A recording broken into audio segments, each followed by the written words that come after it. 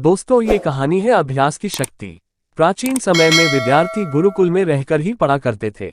बच्चे को शिक्षा ग्रहण करने के लिए गुरुकुल में भेजा जाता था। बच्चे गुरुकुल में गुरु के सानिध्य में आश्रम की देखभाल किया करते थे और अध्ययन भी किया करते थे। वरदराज को भी सभी की तरह गुरुकुल भेज दिया गया।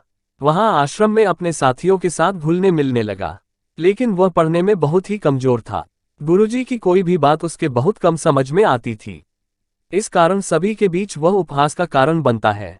उसके सारे साथी अगली कक्षा में चले गए, लेकिन वो आगे नहीं बढ़ पाया।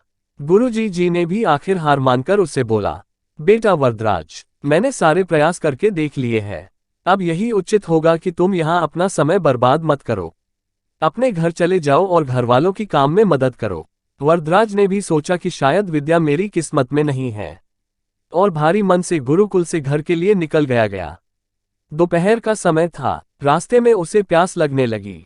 इधर उधर देखने पर उसने पाया कि थोड़ी दूर पर ही कुछ महिलाएं कुएं से पानी भर रही थी। वह कुएं के पास गया। वहां पत्थरों पर रस्सी के आने जाने से निशान बने हुए थे। तो उसने महिलाओं से पूछा, ये निशान आपने कैसे बनाए? तो एक महिला ने जवाब दिया, बेटे, ये निशान हमने नहीं बनाए। ये तो पानी खींचते समय इस कोमल रस्सी के बार बार आने जाने से ठोस पत्थर पर भी ऐसे निशान बन गए हैं। वरदराज सोच में पड़ गया। उसने विचार किया कि जब एक कोमल से रस्सी के बार बार आने जाने से एक ठोस पत्थर पर गहरे निशान बन सकते हैं, तो निरंतर अभ्यास से मैं विद्या ग्रहण क्यों नहीं कर सकता। वरदराज ढेर सारे उत्साह के साथ वापस गुरुकुल आया और अथक कड़ी मेहनत की। गुरुजी ने भी खुश होकर भरपूर सहयोग किया।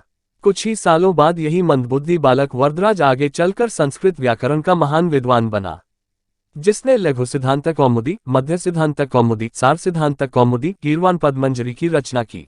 शिक्षा। दोस्तों, अभ्यास की शक्ति का तो कहना ही क्या है। यह आपके हर सपने को पूरा करेगी।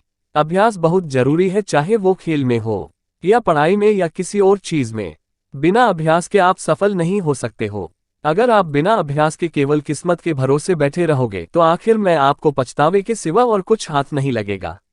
इसलिए अभ्यास के साथ धैर्य, परिश्रम और लगन रखकर आप अपनी मंजिल को पाने के लिए जुट जाए। आप अपनी मंजिल को जल्द ही पा लेंगे। दोस्तों, आपको ये कहानी कैसी लगी हमें कमेंट करके बताएं। वीडियो को लाइक कर दीजिए और ऐसी ही मोटिवेशनल कहानियों के लिए हमारे चैनल को सब्सक्राइब कर लीजिए।